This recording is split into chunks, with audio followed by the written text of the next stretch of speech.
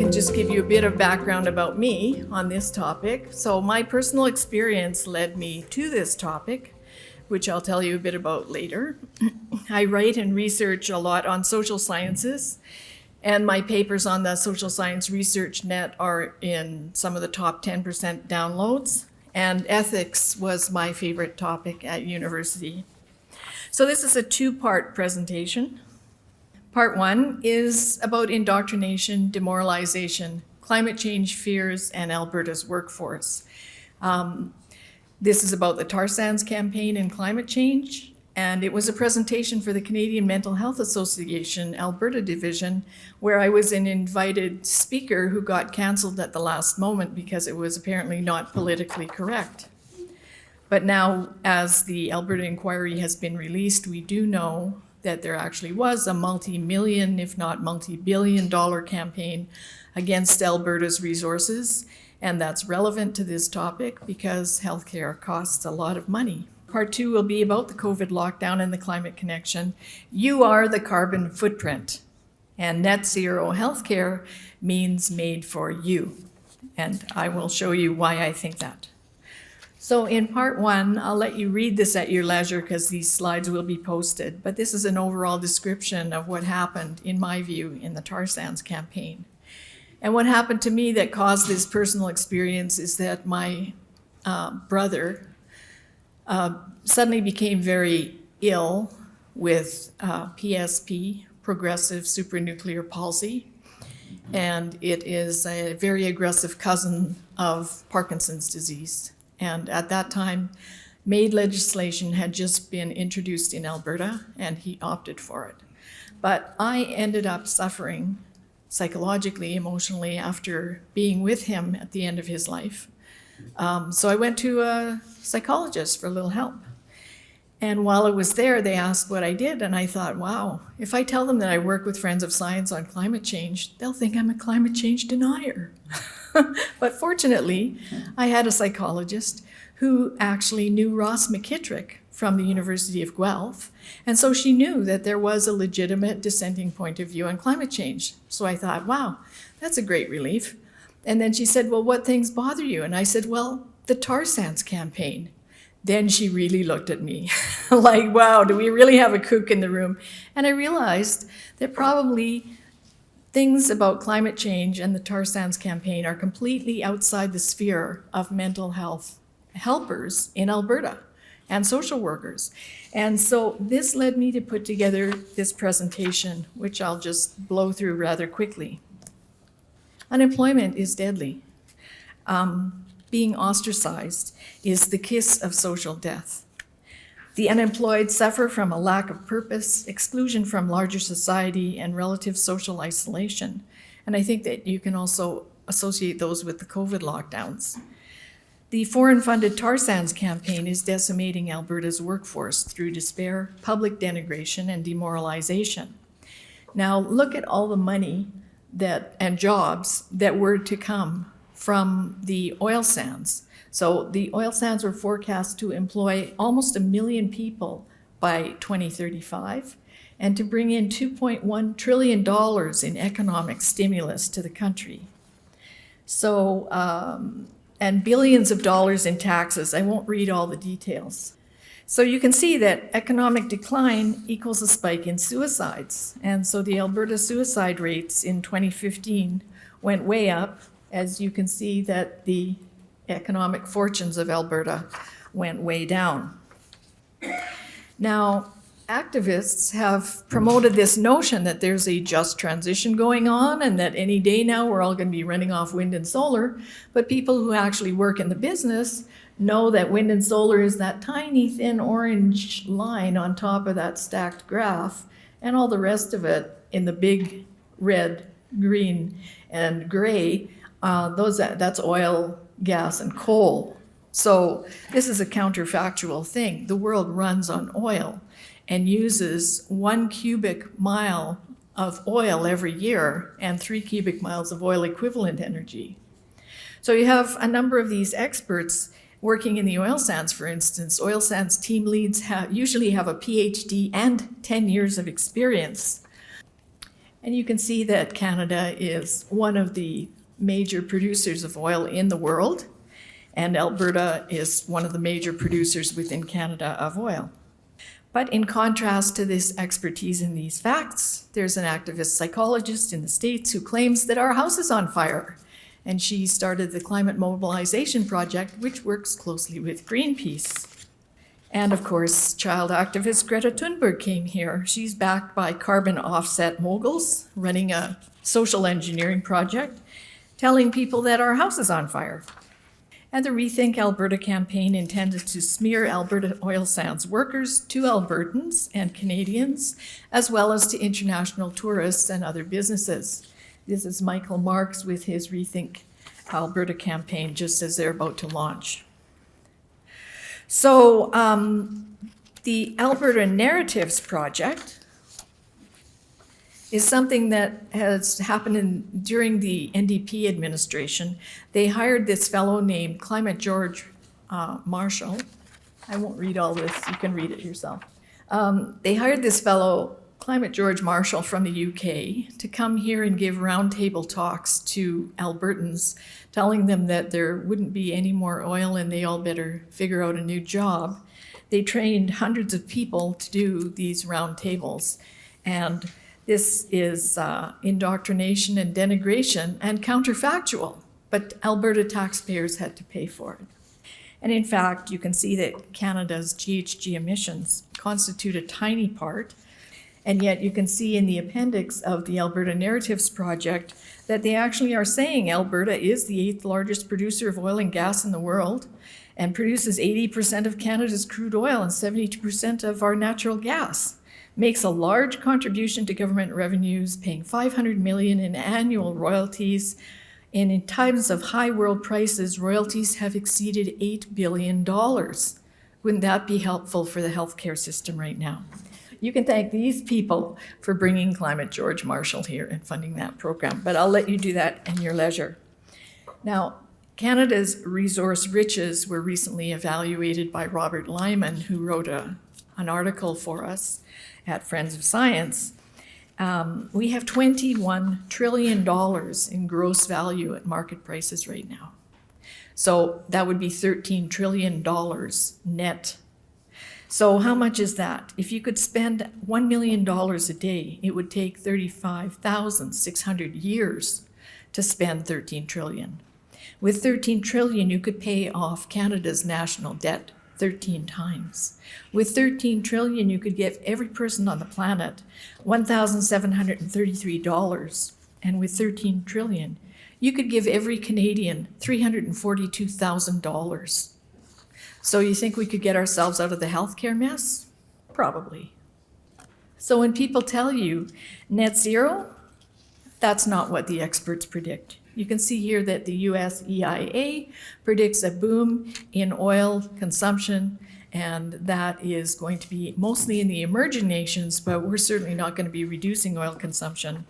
And Robert Lyman wrote, "For such colossal, never before in history disposal of any country's wealth and heritage, we would at best remove 1.6% of the world's annual greenhouse gas emissions, an amount that would soon be replaced by the constantly growing emissions in Asia. In short, foregoing 13 trillion in resource income would simply fuel an enormous and pointless sacrificial fire on the altar of climate theology with no real effect on either global GHG emission trends or climate."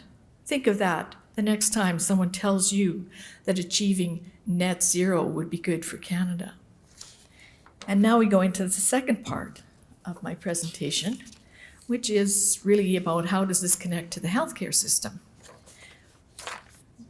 So there are 3 requirements for modern medicine. You need skilled professionals, you need high quality equipment and supplies, reliable power generation, electricity, and you need money. You need lots of money. So thanks to good food and great modern medicine, life expectancy in Alberta is high. But that creates a problem of its own. Now, some of these graphs are from Alberta and some are from Canada. I'm sorry that I don't have matching graphs, but I think they'll give you the proper impression. So This is the problem that it creates. As people age, they get these different kinds of medical conditions that are very expensive to fix. Many of them are fixable or helpable, mitigatable, but as people age, they tend to get these chronic conditions. So you can see this is a graph from 2005 from Alberta Health Services. In red, cancer, green, heart, yellow is stroke, blue is COPD, injury is purple, and turquoise is other. So you can also see injury is quite large when people are young. That's the bottom line, the age. So, and some of those injuries continue on through people's lives with long-term disabilities. And this you can study at your leisure, but just to give you some context on COVID, probably about 5,000 people die every week in Canada from various causes. And again, this is from 2004. This is from Stats Canada. So, and about 450 of them die every week in Alberta. And there are seasonal variations.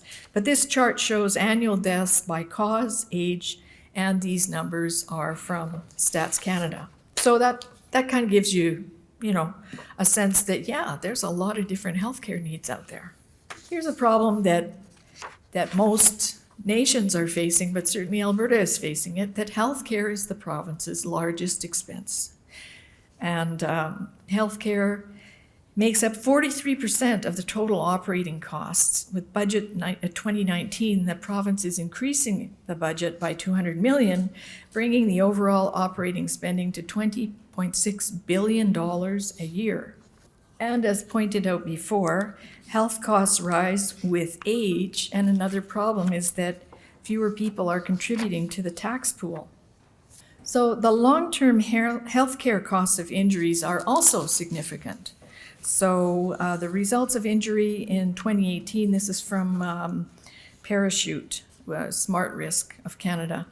61,400 disabilities, temporarily or permanently impacting the potential for economic independence.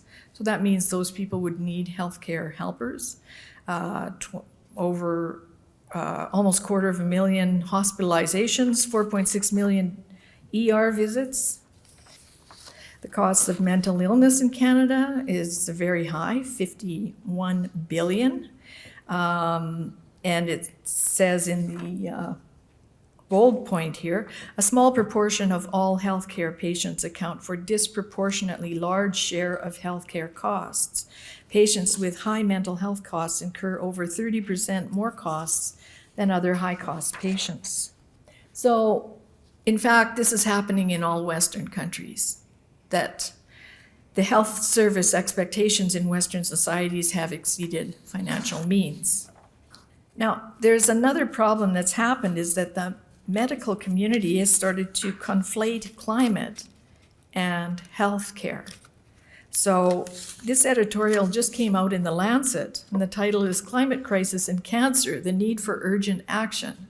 So medical people, or the medical world, is now starting to evaluate the service needs of people by their carbon footprint, not by whether or not the person needs help or what kind of help they need. And we know well in Alberta that there are certain activist doctors. This is one who 1 week wanted to lock down Alberta and overthrow the government. And a couple of weeks later, he's flying off to COP26 with his daughter. His child activist daughter is also suing the Canadian federal government under the same Section 7 of the Charter, but on climate change. So this is something that I ran across that I found shocking. This is what Michael Crichton wrote. He died in about 2008, I think. But he wrote about why politicized science is dangerous. And in it, he's talking about, imagine that there is a new scientific theory that warns of an impending crisis and points to a possible way out. Now, as he writes this, you think that he's talking about global warming, because that was one of the themes that he talked about. But he's actually talking about eugenics and euthanasia. And I found this truly shocking. and you'll have to read these details yourself. I'll read a couple of them to you. The theory was eugenics. Its history is so dreadful, and to those who are caught up in it, so embarrassing that it's now rarely discussed. But it is a story that should be known to every citizen so that its horrors are not repeated. And as Margaret Sanger said, fostering the good for nothing at the expense of the good is an extreme cruelty. There's not a greater curse to posterity than that of bequeathing them an increasing population of imbeciles. So she was the founder of Planned Parenthood. Eugenics research was funded by the Carnegie Foundation and later the Rockefeller Foundation. And in the 1920s, American eugenicists were jealous that the Germans had gone so far. And how far had they gone? They actually set up ordinary-looking houses where mental defectives, as they were called, were brought and interviewed one at a time before being led to a back room, which was in fact a gas chamber. And there they were gassed with carbon monoxide and their bodies disposed of in a crematorium located on the property. This was long before the Holocaust. This is a horrific book to read, but somebody should read it and read it often. It's called Death and Deliverance, Euthanasia in Germany from 1900 to 1945. And in that book, they discuss how it was an economic policy of the government to get rid of people because the Weimar Republic was suffering. Certainly in the interwar period, Germany was broke. As you know, there was huge inflation. People had to take wheelbarrows full of money to go and buy bread. But one way they were dealing with it was getting rid of their own people. And sadly, you are a carbon footprint to climate activists and increasingly so to health providers. So what I find very interesting is the coincidental timing of this exponential roadmap where these climate activists want to cut our global emissions in half by 2030. It was issued in the fall of 2019. And most of their targets have been met by lockdown. Now, I haven't found any formal policy that links to this, but I can tell you that in the world of bonds and hedge funds and climate bonds and global financial markets, there are all kinds of performance parameters. And one of those probably is to reduce emissions, to prove that you can reduce emissions. Well, lockdowns did that.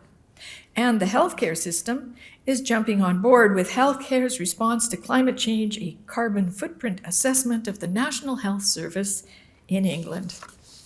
The real problem is that many of these world leaders, like at the World Economic Forum, seem to be very keen on depopulation. There's the Georgia Guidestones, which is the first image. The second one is Jane Goodall talking at the World Economic Forum in January of 2020.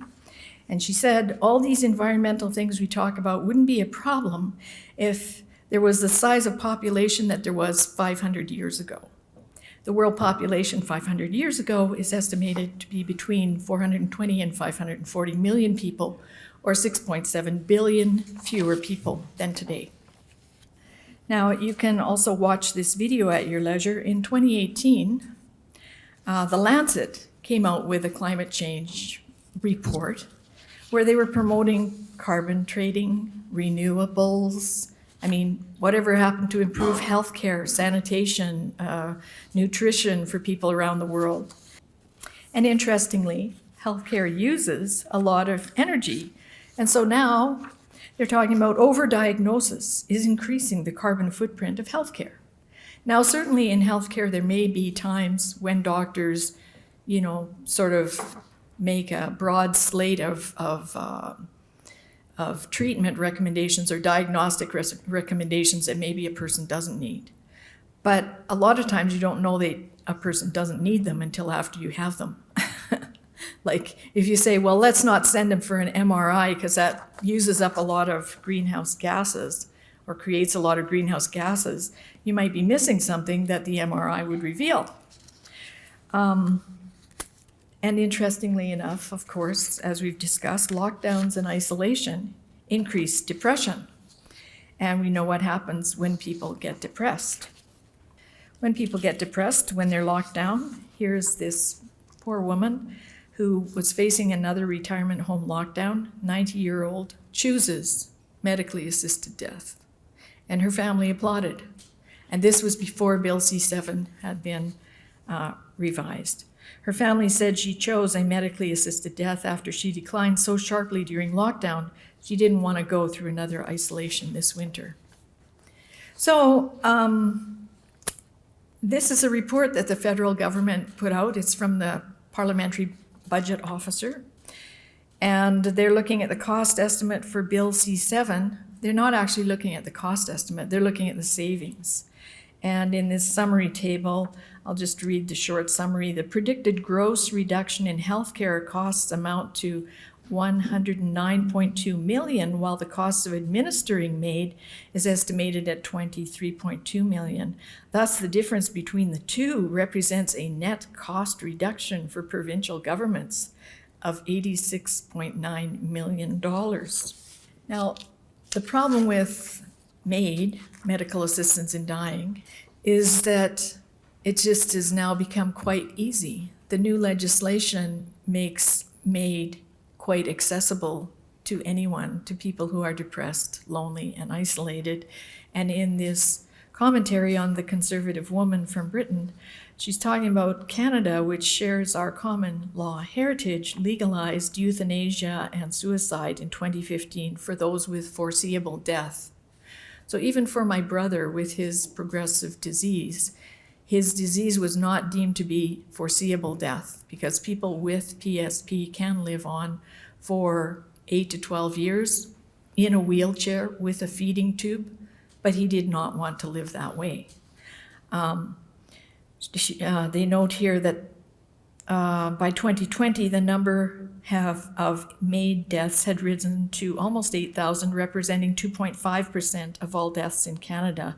To put it another way, in 5 years, the euthanasia and suicide deaths were up 648%. Now, that may be because of an aging population, some people with dementia or on the verge of it, or other chronic conditions who did not want to go on, like my brother. There may be legitimate reasons for it, but that's a pretty big spike.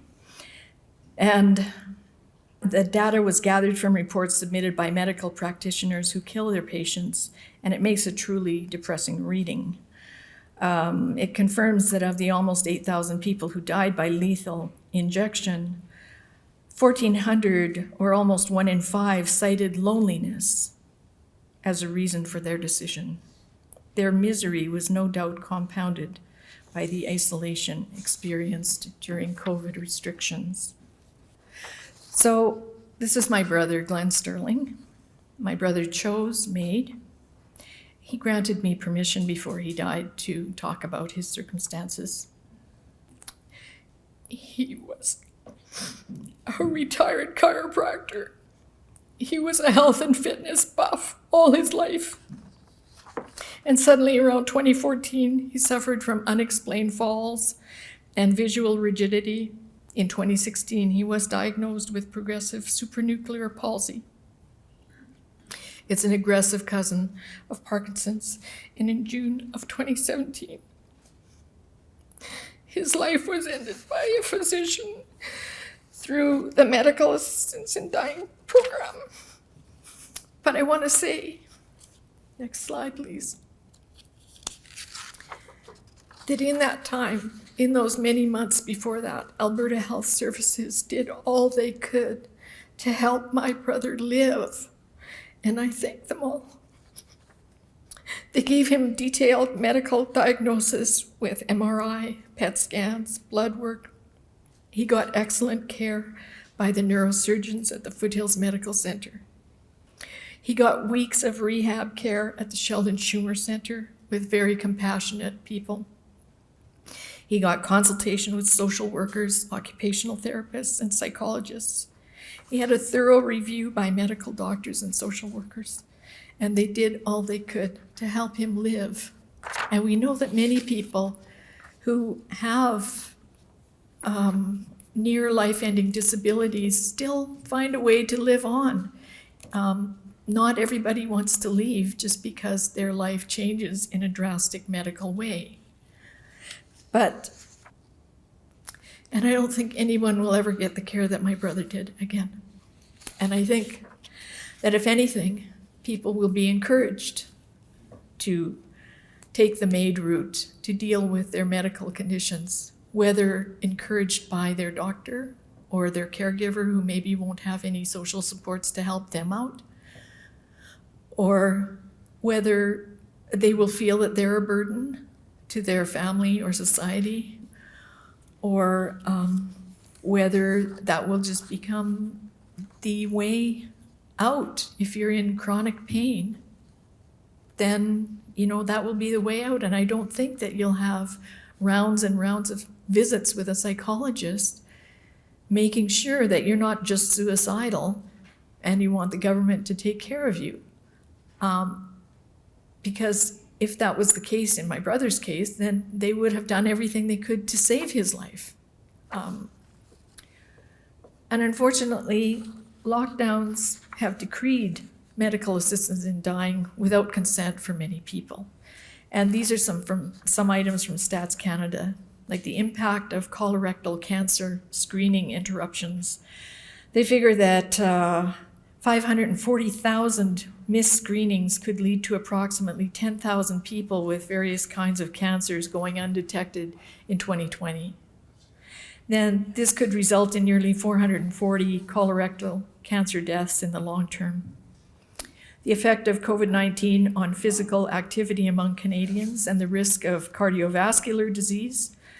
They figure there will be a huge spike in cardiovascular disease, obesity, diabetes, and cancer. And interestingly enough, in the Business Council of Alberta report on COVID lockdowns, they found that among those 85 and older, the number of excess deaths since September 2020 has actually been lower than the official number of people who died from COVID. And of those who are under 65, the story is different. Since the beginning of the pandemic, the data shows excess mortality among this group, and it cannot be explained by COVID directly. Interestingly enough, Klaus Schwab of the World Economic Forum states in his book, COVID-19, The Great Reset, that COVID-19 is one of the least deadly pandemics the world has experienced over the past 2,000 years, and adding that the consequences of COVID-19 in terms of health and mortality will be mild compared to previous pandemics. But I think that the confluence of healthcare and climate is a life-threatening trend, and the economic devastation of the tar sands campaign for Albertans and Canadians means our healthcare choices will face significant limitations. And that's why I think that NetZero HealthCare means MAiD4You. Thank you.